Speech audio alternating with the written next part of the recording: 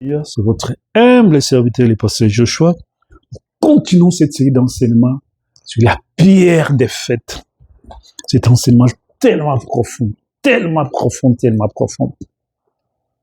Amen. Tellement profond. Nous entendons, nous creusons tellement sur la pierre des fêtes. Pour comprendre la relation d'adoption, qui est le placement des fils, la pierre des fêtes, et rêver de cet tonnerre. Il faut voir ces éléments comme les différentes facettes d'un seul et même événement. Ça veut dire, dans ces modules, nous entrons pour parler sur la pierre des fêtes et cet tonnerre. Donc, en faisant une récapitulatif de ce que nous venons de voir. Donc, je vais aller rapidement pour entrer dans les prochains sujets.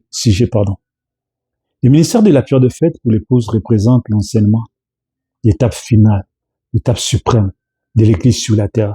Ce n'est plus le ministère d'un homme ou d'un prophète, mais c'est le ministère de Jésus-Christ lui-même, revenant dans sa plénitude, au travers de son corps, l'épouse, son corps mystique, pour manifester la parole pure et déclencher la foi de l'enlèvement, de rapture faith. Voici un enseignement méthodique et approfondi des citations de Frère Branham pour comprendre mieux ces ministères spécifiques. Amen. La nature du ministère de la pierre des fêtes, la plénitude de la parole. Frère Branham dit ceci, que les âges passés n'avaient qu'une partie de l'esprit. Les réveils de la réforme et de la Pentecôte, mais le ministère de la pierre des fêtes apporte la plénitude, unissant la tête au corps. Parce que sans cela, il n'y aura pas d'enlèvement. Durant les âges, c'était juste une portion de l'esprit. Durant les âges, c'était qu'une partie de l'esprit.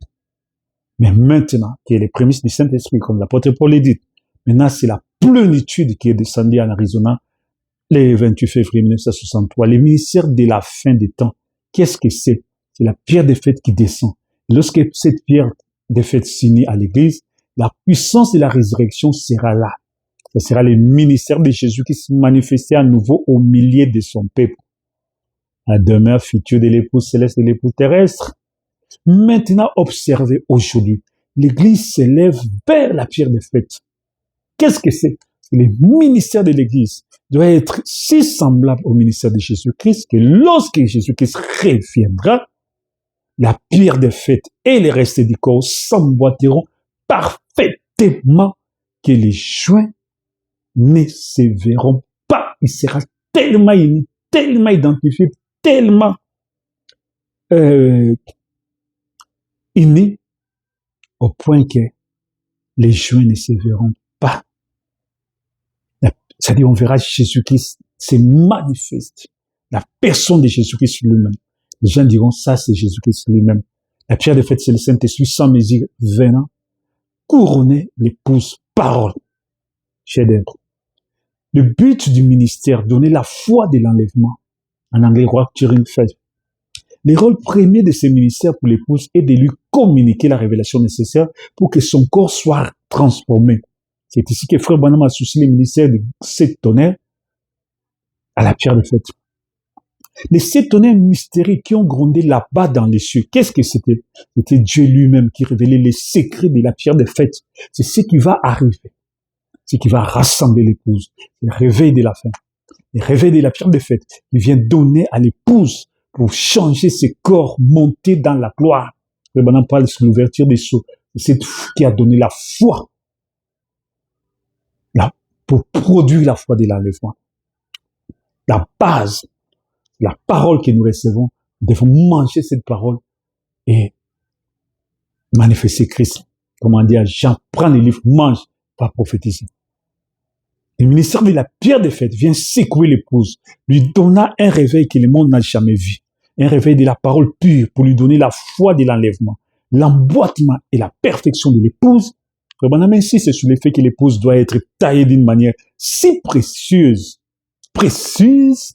que par la parole, lorsque elle s'unit au ministère de la pierre des fêtes, il n'y a aucune transition visible le ministère de l'épouse doit devenir si tranchant et si parfait, si semblable à Christ, que lorsque Christ, la pierre des fêtes, descendra, il s'emboîtera directement dedans. Et les joints seront si parfaits que vous ne pourrez même pas glisser une lame de la rasoir. C'est l'union parfaite entre l'épouse et Christ. Première chose.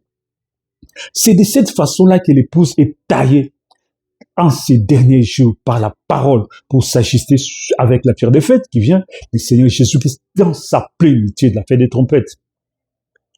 La super race est le troisième pôle. Le ministère de la pierre des fêtes élève l'épouse. Le ministère de la pierre des fêtes commence à élever l'épouse et jusqu'à ce que, au-dessus des limitations humaines, des limitations dénominationnelles, au-dessus des dénominations, pour en faire de cette épouse une super église, capable d'opérer la puissance créatrice. Oh mon Dieu, comment tu peux rejeter ces messages? Mais comment tu as les troisième pôles? Comment tu verras l'enlèvement? Parce qu'il faut que l'épouse arrive à opérer la puissance créatrice, la parole parlée. Les troisième pôle. Alors qu'elle s'approche de la pierre des fêtes, elle sera une super race, une super église. Nous ne pouvons pas les voir jusqu'à ce qu'il se dévoile lui-même, jusqu'à ce qu'il fasse afin que nous puissions venir à son image pour être comme lui. Amen. Qu'est-ce que c'est cela? C'est le troisième pôle, c'est la pierre des fêtes qui descend sur l'édifice et s'emboîte parfaitement. C'est Dieu qui se manifeste au milieu de son peuple. Amen. L'écrit final de la grâce. Vraiment, me rappelle que ce ministère n'est pas le produit des efforts de l'homme. C'est pas par tes efforts. Ça ne viendra pas par tes forces, mais par la foi, la parole de Dieu. La foi en Dieu, c'est le Saint-Esprit en toi qui va produire ça. Mais un acte pur, grâce souveraine divine, accomplit ça. Et c'est par la grâce, la prophétie de Zacharie 4 et 7. La pierre des fêtes vient de se poser sur l'édifice. Et qu'est-ce que c'est cette pierre des fêtes? C'est l'amour divin, c'est Christ. Et quand cet amour divin prend possession de toi, de l'épouse, de l'église, alors l'enlèvement aura lieu. Parce qu'il va créer grâce pour elle. La stature de l'homme parfait. Donc les tableaux synthèse du ministère pour l'épouse, l'aspect du ministère, sa manifestation spirituelle, son impact sur l'épouse, la plénitude descend de Christ sous forme de la parole pure. L'épouse quitte l'enfance spirituelle pour la maturité complète. Les canals, c'est la révélation cachée de cette tonnerre. L'épouse reçoit la foi pour être transformée. Amen, la foi de l'enlèvement. L'action, le troisième pôle, manifestation de la parole parlée, la parole créatrice parmi les élus. Amen. Le résultat, c'est l'emboîtement parfait, le mariage invisible de l'agneau. Christ et son épouse deviennent un. Une super race prête pour être enlevée. Amen. Oh, c'est tellement. Donc, pour comprendre l'adoption, les placements des fils, la pierre des fêtes et les réveils de cet honneur, il faut voir ces éléments comme des différentes facettes d'un seul et même événement final. Voici l'explication doctrinaire complète, appuyée par les Écritures et les citations de William Branham. Dans l'adoption, placement des fils, la pierre des fêtes, Frère Branham dit ceci dans les messages d'adoption Ephésiens 1:5, n'est pas le fait de devenir enfant de Dieu, c'est fait par la nouvelle naissance. Mais le placement d'un fils déjà né et arrive à maturité.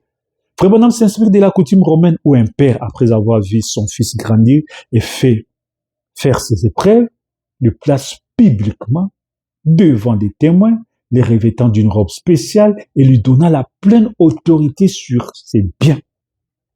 Les liens avec la pierre des fêtes. La pierre des fêtes est la plénitude de Christ, l'amour divin, le Saint-Esprit sans mesure pour qu'un fils soit placé, pour qu'un fils soit adopté. Il doit être coiffé par cette pierre des fêtes. C'est le couronnement de sa maturité spirituelle. L'adoption, c'est la pierre des fêtes qui s'emboîte sur les croyants individuels, sur l'épouse collective. Quand un fils de Dieu atteint sa maturité, il fait ses preuves de sa maturité. C'est alors que l'adoption, la pierre des fêtes, vient coiffer la pyramide de son cœur, de sa vie chrétienne, de sa foi chrétienne. C'est la création, car la création attend avec un ardent désir la manifestation des fils de Dieu. Et nous aussi qui avons les prémices de l'esprit, nous soupirons à nous-mêmes en attendant l'adoption, la rédemption de notre corps. Romains 8, 19, 23. Frère Branham dit ceci. Maintenant, l'Église est restée longtemps dans l'enfance. Depuis le temps de Paul jusqu'en 1900, l'Église est restée longtemps dans l'enfance. Mais nous attendons maintenant la manifestation des fils de Dieu. Le temps où Dieu va placer ses fils, c'est le temps de la pierre de fête, où la pyramide arrive à sa fin, où les ministères s'emboîtent. C'est le moment où Dieu prend un homme et les place là et lui donne la plénitude de son esprit. On appelle ça l'adoption. Les rôles de la pierre de fête dans le ministère des fils de Dieu. Oui, la pierre de fête a un rôle capital et fondamental. Sans la pierre de fête, le ministère des fils de Dieu reste limité aux dons spirituels de l'âge de la Pentecôte à l'enfance. La pierre de fête apporte le troisième pôle, c'est-à-dire la parole créatrice. Lorsque la pierre de fête descend sur le Fils de Dieu manifesté, ils ne font plus seulement des œuvres par des visions ou des dons, mais ils opèrent la pensée même de Christ. C'est ce qui produit les miracles de la fin, comme la création des écureuils, le calmer les tempêtes, ou la résurrection, qui prépare l'épouse à quitter la terre. Ce sont ce qui s'est arrivé dans sa vie. Le troisième pôle s'est manifesté en faible mesure. Mais pour l'épouse, ça sera dans toute sa puissance. La verset biblique, en vérité, Jean 14, 12. Je vous l'ai dit, celui qui croit en moi fera aussi les œuvres que je fais. Il en fera des plus grandes parce que je m'en vais au Père. Branham dit, le ministère de la fin du temps, qu'est-ce que c'est? C'est la pierre de fête qui descend. Lorsque la pierre de fête s'unit à l'église, la puissance de la résurrection sera là. Ça sera le ministère de Jésus qui se manifestera à nouveau au milieu de son peuple à travers le Fils de Dieu, adopté, placé. Amen. Branham parle de ça dans la demeure future de l'épouse. Les réveils de ce tonnerre et les réveils de la pierre de fête, Branham explique que les réveils de la pierre de fête et les réveils de cette tonnerre sont une seule et même dynamique. Les sept tonnerres d'Apocalypse 10 contiennent le mystère de caché qui n'a pas été écrit dans la Bible. Ces mystères, c'est la révélation qui donne la foi dès l'enlèvement. Rapturing faith.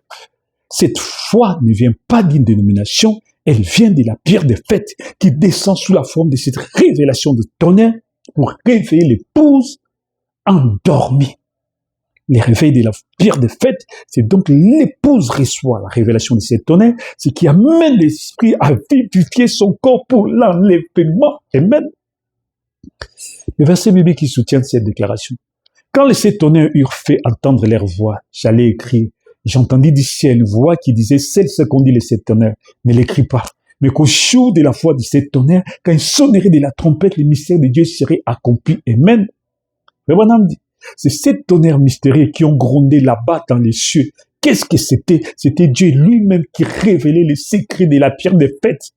C'est ce qui va rassembler l'épouse. C'est le réveil de la fête, c'est le réveil de la pierre de fête qui vient donner à l'épouse la foi pour changer ses corps et monter dans la gloire. Amen. Troisième saut. L'âge de la Pentecôte est terminé. Nous sommes maintenant dans l'âge de la pierre de fête. De ces tonnerres d'Apocalypse 10 sont les révélations cachées qui ramènent la pierre de fête pour secouer l'épouse et lui donner un réveil que le monde n'a jamais vu. Réveil de la parole pure. En résumé, l'adoption, c'est la statue du Fils arrivé à maturité. La pierre de fête, c'est la puissance et la plénitude de Christ qui descend pour sceller ses fils. Le réveil de ces tonnerres, c'est le message mystérieux et caché qui descend de la pierre de fête pour donner la foi nécessaire à ce placement de l'enlèvement. Tout est lié et converge vers la perfection de l'épouse. Amen. Je vais résumer encore, je vais répéter encore. Qu'est-ce que c'est l'adoption? C'est la statue légale du Fils qui atteint la maturité. Qu'est-ce que c'est la pierre de fête? C'est la puissance, la plénitude de Christ qui descend pour sceller le Fils. La statue de l'homme parfait dans le Fils. Qu'est-ce que c'est le réveil de ce tonnerre? C'est le message mystérieux et caché qui descend de la pierre de fête pour donner la foi de l'enlèvement, la foi nécessaire à ses placements et à l'enlèvement. Tout est lié, tout est un. Amen. Car tout converge vers la perfection. Gloire à Jésus, gloire à Jésus, gloire à Jésus. Oh, glory. Amen, amen, amen, amen.